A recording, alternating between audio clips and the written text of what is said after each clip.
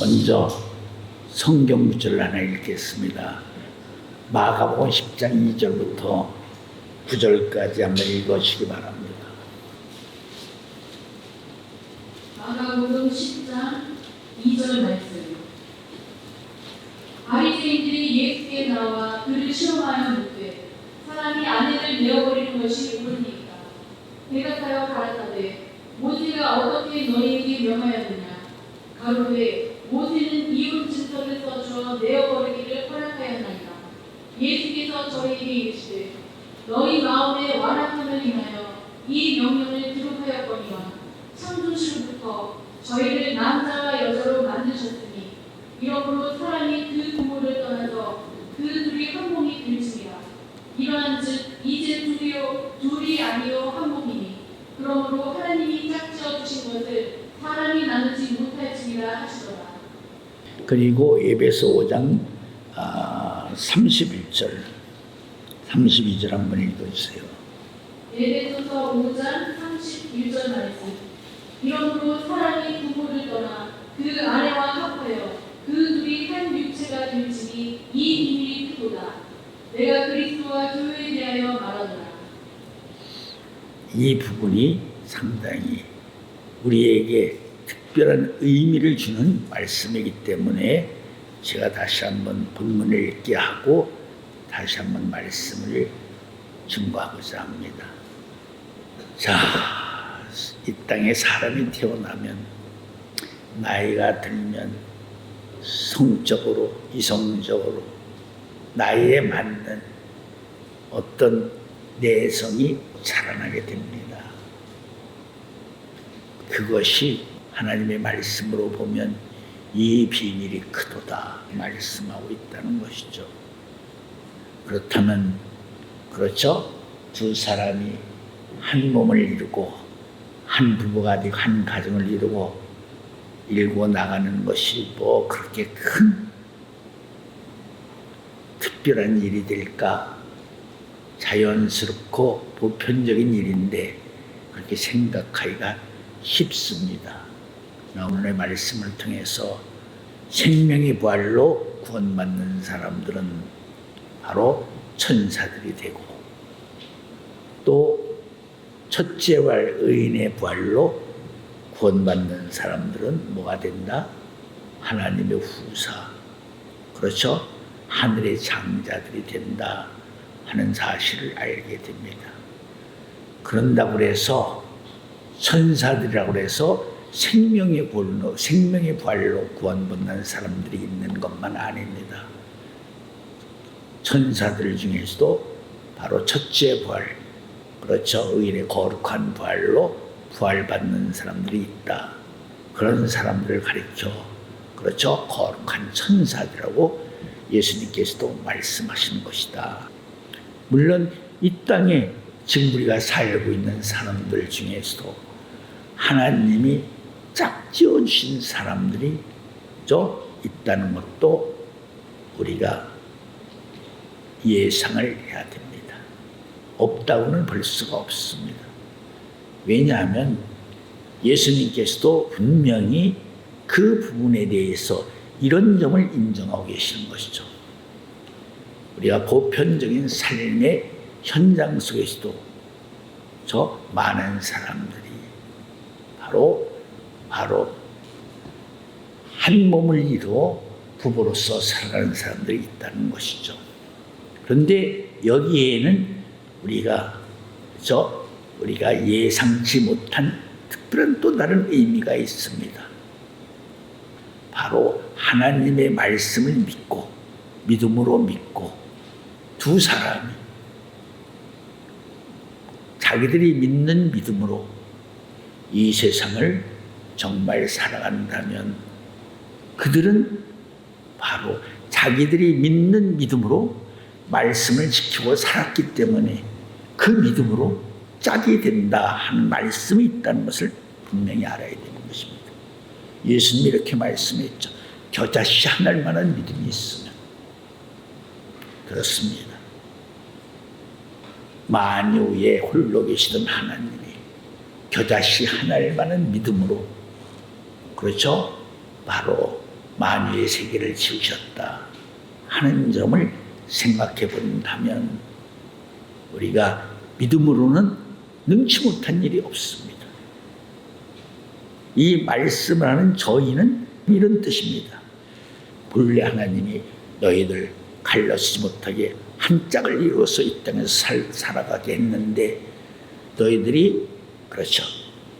다 짝을 버리고 너희들 감성대로 너희들 너 내키는 기분 내키는 대로 다른 여자를 또 만나서 결혼하고 사는 것, 이 점을 지적하고 있는 것이죠.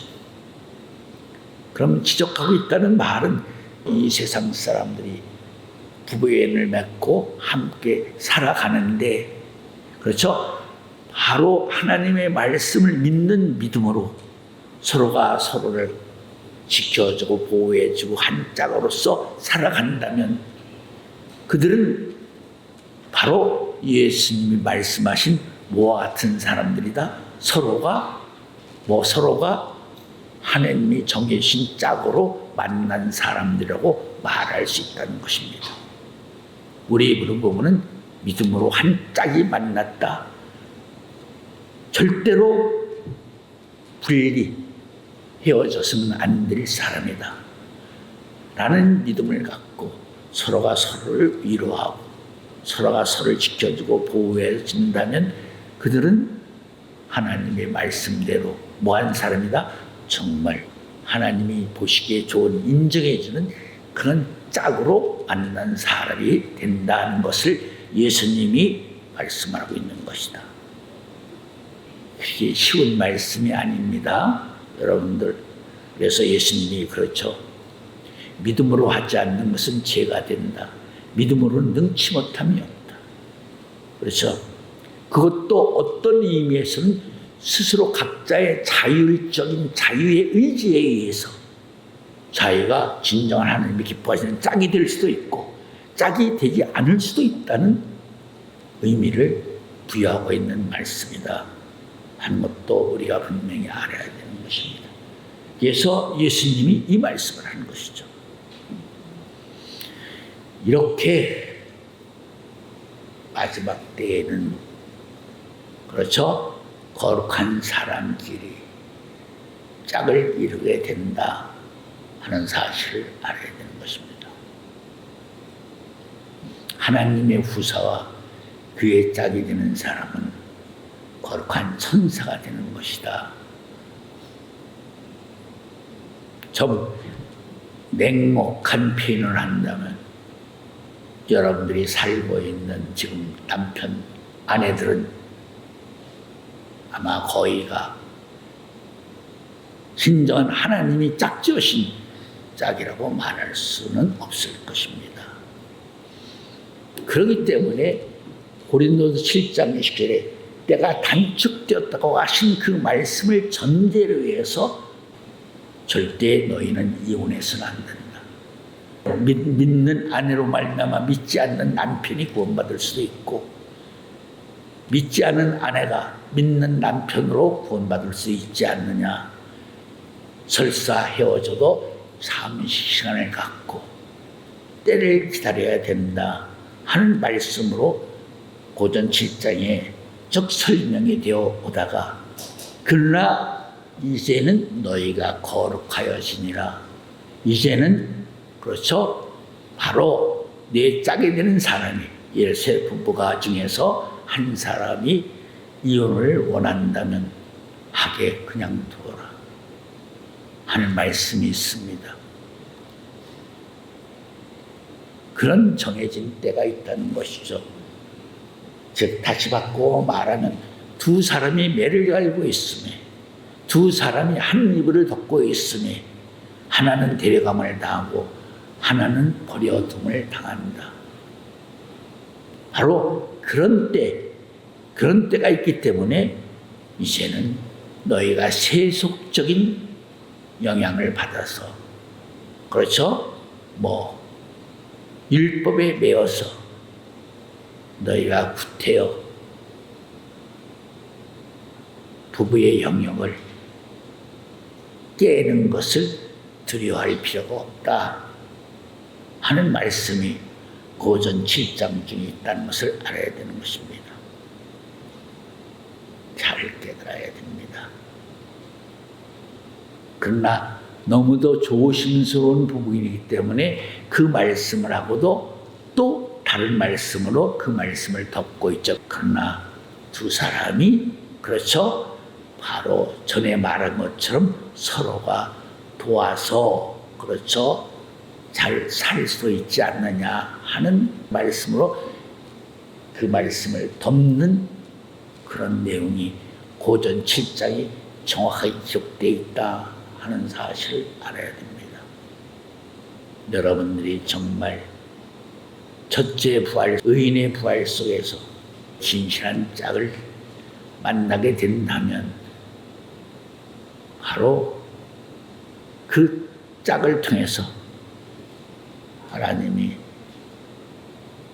이 땅에서 이루어지는 산자의 세계, 새하늘과 새 땅, 신천신지가 하나님의 창조 본연의 선하신 뜻대로 그 나라가 이루어지는 것이다 하는 점을 알아야 되는 것입니다.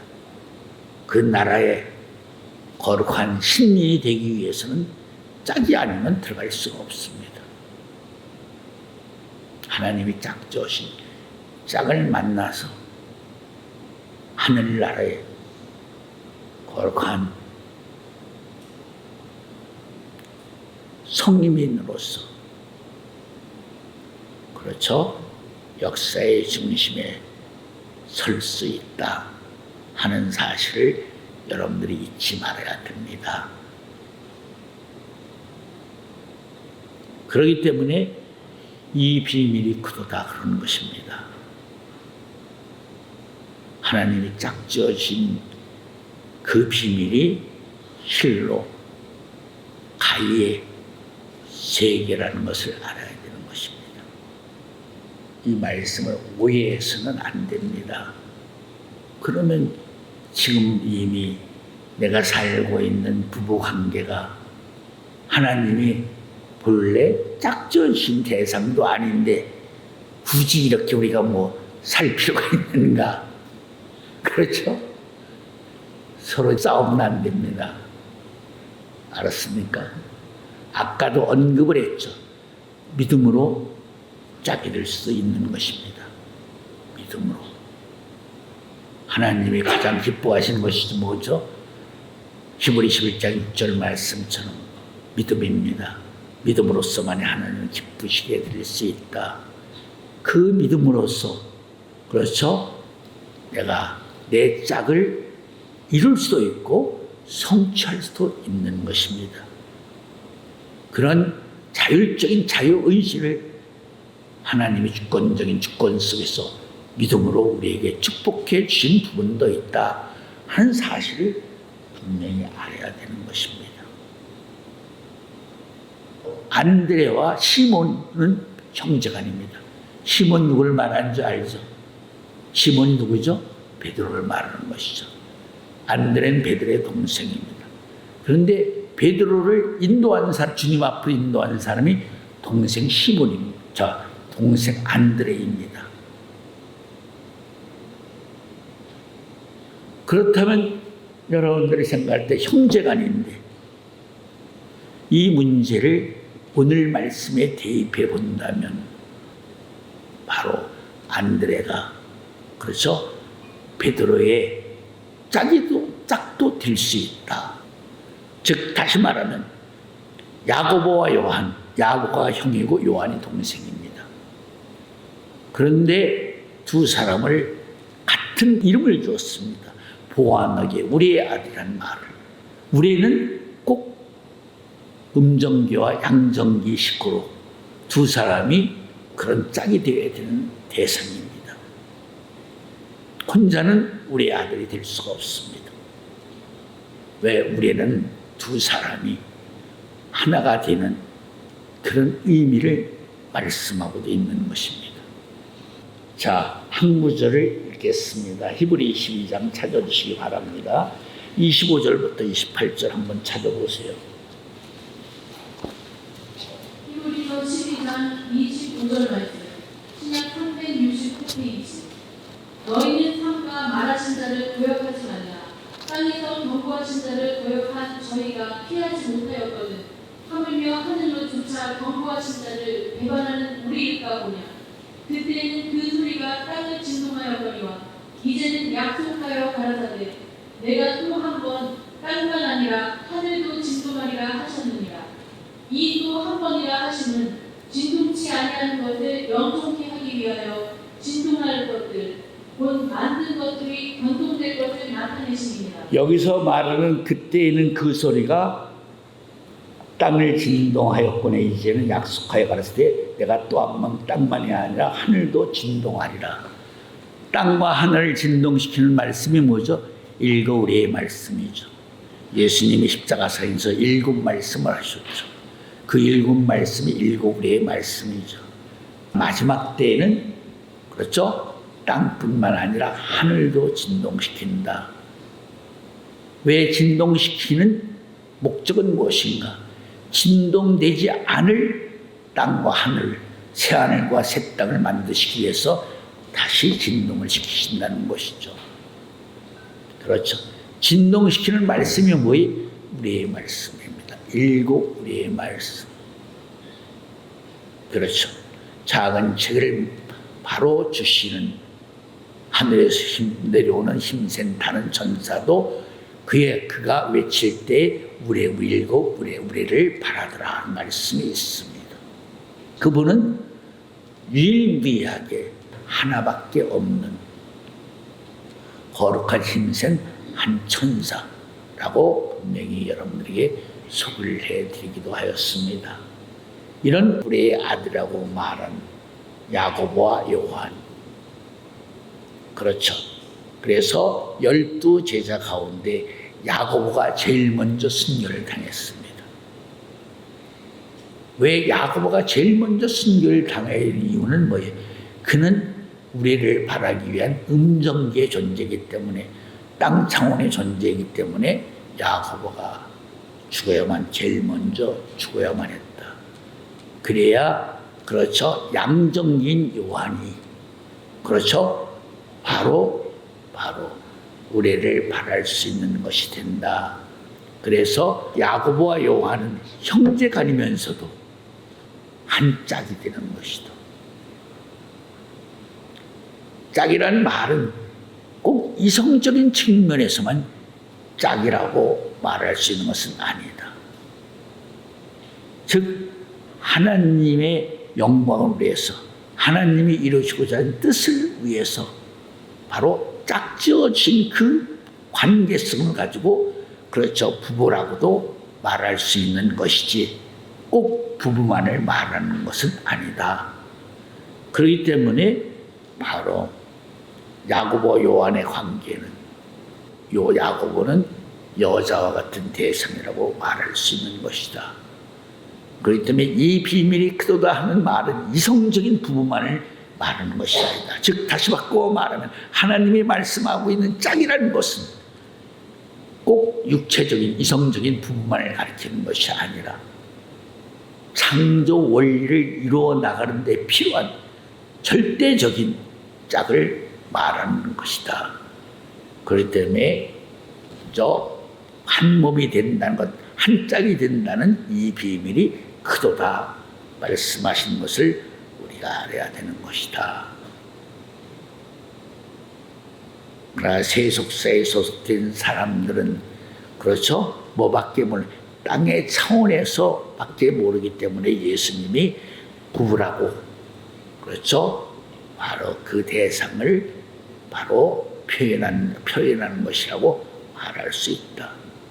왜? 그래서 밤에 찾아온 니고데모에게 예수님이 내가 세상의 이치를 말하여도 너희가 믿지 못하거늘 부부를 통해서 짝이라는 것을 말해도 너희가 그 부분도 이해를 못하면서 내가 하늘의 짝을 창조 원리의 짝을 말한다면 너희들이 믿을 수 있겠느냐 하신 말씀이라는 것을 분명히 알아야 되는 것이다. 그렇기 때문에 천사들은 지식하고 장가가는 것이 없죠. 그 말의 의미도 그렇죠. 또 다른 의미를 부여하는 말씀이에요. 천사들 같이 됩니다. 천사들은 시집가고 장가고 그런 것이 없다는 것이죠. 이 땅에서 하나님이 어떤 목적을 위해서 재창조의 역사의 세계를 펼침으로써 이 땅에서 필요한 결과적인 궁극적인 어떤 목적을 이루시는데 필요한 모든 삶의 방편들, 존재 의미의 방편들, 그것들이 결코 하늘나라에서도 진행되어 계속되는 것이 아니다. 다시복음의 세계는 단 한 번으로서 존재하고 끝이 나는 것입니다. 지금 지구에서 전 우주를 향해서 많은 모르스보를 치고 있어요. 지구처럼 우주에 있는 별들 속에서 생명의 존재가 있다면 응답하라, 응답하라. 끊임없이 치고 있습니다만 응답 받을 수가 있나요? 여러분들이 알다시피 영은 우리가 영의 속도는 빛의 속도하고 비교할 수가 없어요. 왜냐하면 바로 영의 소리는 상대적인 소리예요. 이 말의 의미는 아인슈타인이 말한 상대성 원리와는 전혀 달라요. 내가 어떤 존재가 존재하고 있다는 사실을 아는 순간 내 영은 그 존재와 하나가 되어 있는 소리라고 말할 수가 있어요. 빛으로 100억 광년을 갈 수 있는 먼 곳의 어떤 실존적인 실체를 내가 그 실체를 알고 있다고 생각하는 순간 나는 항상 내 생각 속에 그 실체가 내 생각 속에 들어있는 것이에요. 그렇죠? 내가 예를 들어 말하면 금성을 알고 있다. 그러면 알고 있다는 말은 금성의 존재가 내 안에 들어있다는 것이죠. 내 안에 들어있기 때문에 금성을 빛의 속도로 가려면 얼마나 시간이 많이 걸려요. 그러나 나는 생각과 동시에 내 안에 있던 금성을 생각하기 때문에 내가 금성하고 내가 이어지는 거리 관계에서 이어지는 시간은 뭐예요? 1초도 안 걸려요. 눈 깜짝할 사이에. 그래서 시편 90편 모세의 기도가 하루가 한밤중에 경점 같다. 인간 사이 천년의 세계가 그렇죠? 영원한 세계에서는 사람 눈 한 번 깜짝이는 것보다 더 짧다는 거죠. 우주의 시간으로 말한다면. 그러니까 빛의 속도는 이건 속도도 아니에요. 뭐에 비하면 영의 속도에 의하면. 영의 속도는 상대적인 속도예요. 빛으로 100억 광년이 있다 할지라도 그 존재가 100억 광년 바깥에 있다는 것을 내가 안다면 내가 그곳에 가고 싶다고 하는 순간 나는 그곳에 머물러 있어요. 이게 영적인 상대성 속에서 이루어지는 바로 영의 속도라고 말할 수가 있어요. 빛의 속도로 하면 여러분들 여기서 지구가 45억 년이라 만든다고 해서 45억 년의 모르스보를 쳤다고 해도 셋째 하늘에 가려면 지구가 멸망해서 없어져도 가지도 못해요. 셋째 하늘까지. 앞으로 지구가 다 세갈라져서 소멸될 때까지도 빛의 속도는 거기까지 가지도 못합니다. 그러한 세계를 어리석은 인간의 두뇌로 아무리 그렇죠? 바로 헤아려 보려고 몸부림을 쳐왔죠. 어린애 장난에 불과하다 하는 것을 알아야 되는 것입니다. 그렇기 때문에 그런 하늘의 세계를 인간들이 가장 어리석고 미련하다고 말하는 하나님의 복음을 통해서 그 영광의 세계를 하나님은 전하려고 하는 것입니다. 바로 하나님은 고린도서 말씀처럼 그렇죠? 미련한 자들을 통해서 세상 똑똑하다고 자부심을 자랑하는 그들을 뭐예요? 바로 그렇죠. 바로 무릎 꿇게 하신다는 거죠. 그래서 성경 말씀대로 한다면 하나님의 미련한 것으로 그렇죠. 바로 창조의 세계의 모든 비밀을 이 땅에 밝히 전하고자 하는 것이 전도의 목적의 한 방편이다 할 말씀이 있습니다. 그러니까 오늘 지금 제가 하고 있는 이런 말씀들은 그렇죠? 세상 천재물리학자들이 생각하지도 못한 거짓말 같은 얘기를 우리는 그렇죠? 하나님의 말씀으로 증거하고 있고 하나님의 말씀으로 믿음으로 영접하고 있는 사람들이 되어 있다는 것이죠. 그렇기 때문에 우리의 영혼은 그렇죠. 우리의 영혼은 세상 그 어떠한 사람들보다도 놀라운 빛을 발하고 있고 영원히 죽지 않는 산자의 영으로서 그렇죠. 우주를 마음껏 비상할 수 있다는 것입니다. 베드로전서 3장 18절 말씀 육신은 죽었으나 영으로는 살리심을 받아서 그래서 살리심을 받은 영혼은 뭐예요? 아벨은 죽었으나 믿음으로 지금도 외치고 있다고 하는 말씀이죠. 그렇죠? 그의 영혼은 그렇죠. 절대 죽지 않는 산자의 영혼으로 그렇죠. 바로 구속사에 동참하고 있다는 것을 의미하는 것이에요. 그럼 다시 바꿔 말하면 죽은 사람들의 모든 영혼이 산자의 영혼이 되었냐면 그렇지 않는 것이에요. 죽은 자의 영혼은 욥기 14장 12절 말씀대로 절대 무덤 속에서 벗어나지 못해요. 자, 죽은 사람은 천사와 같이 된다고 그랬죠. 천사와 같이 되는 사람들은 바로 유다서에도 자기의 지위와 처소를 벗어나면 무조건 무적행이에요.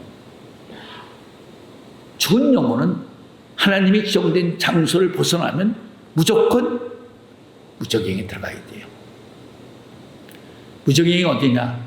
바로 만유 바깥에 있는 우주에 있는 별들 같은 데가 무적행이에요. 거기는 생명도 없고 아무것도 없는 곳이에요. 죽음의 세계 그대로죠. 바로 그것이 무적행이에요. 무적행에 들어가기 때문에 꼼짝 못하는 거예요.